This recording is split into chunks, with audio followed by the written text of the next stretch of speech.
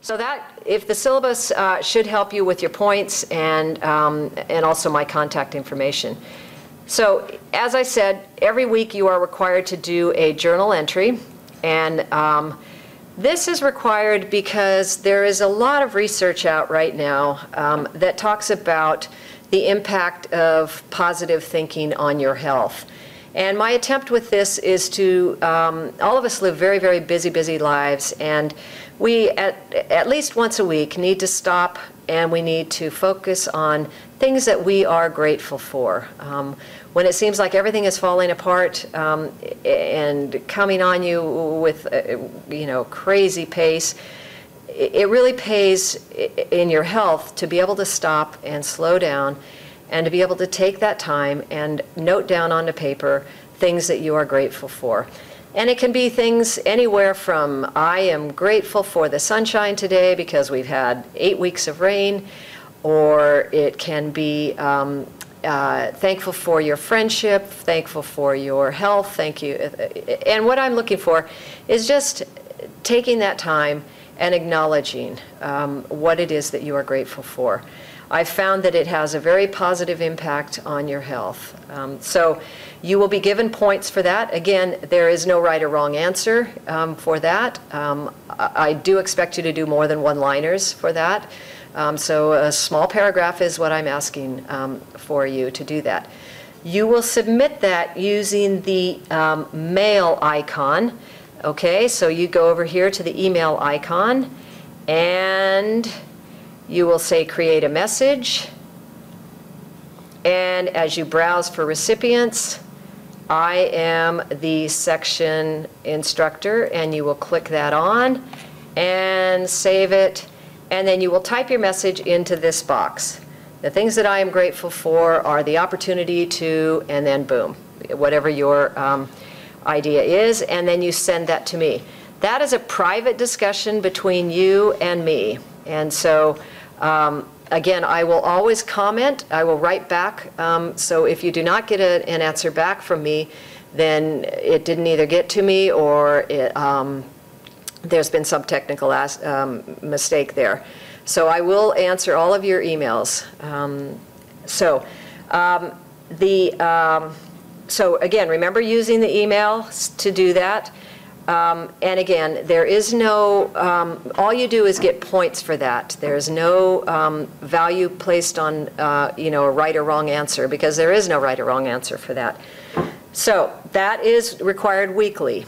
And again, that is just addressed to me. If we go back down, excuse me, you will see that you are also required to do a current event article. My thought on the current events is that I would like you to start branching out from just your text, and knowing that throughout all of your exposure there are a lot of different ways to get articles about health. And it also provides an opportunity for you to present to other students in the class. And so you will be expected every week to come up with a current event. And you may find it in a journal, in a magazine, in a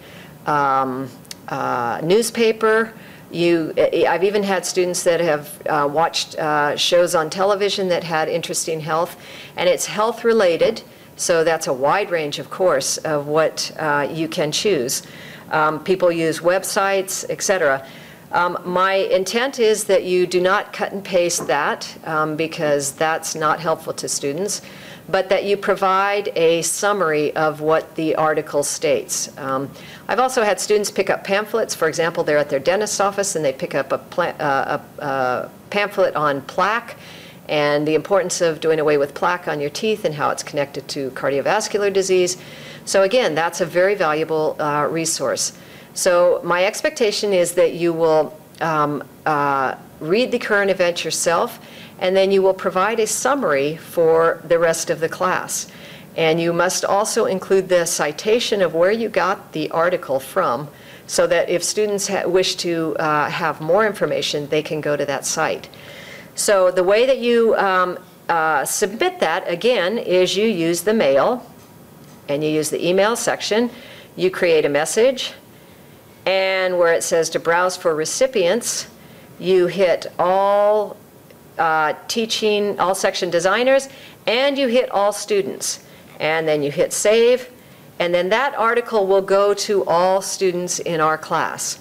And then you'll type in the box, you'll type a summary. Sometimes I have students that actually cut and paste the whole article, which is fine. I have no problem with that. But make sure that when you do that, that you also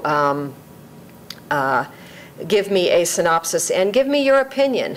This is a time in this class where, again, you're learning to form opinions, you're learning to make decisions, you're learning to have agreements, disagreements. So there is a lot of research out there, and maybe you don't agree with it. And I expect you to point that out to your students, fellow students. So everybody is required to do that, so your mailbox will get quite loaded, and I expect you to read all of those that the students submit to you, and hopefully you will find them very interesting.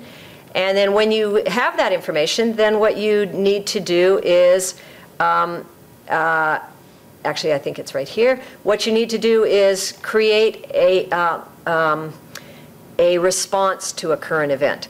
So let me give you a little bit of explanation too of how to post that.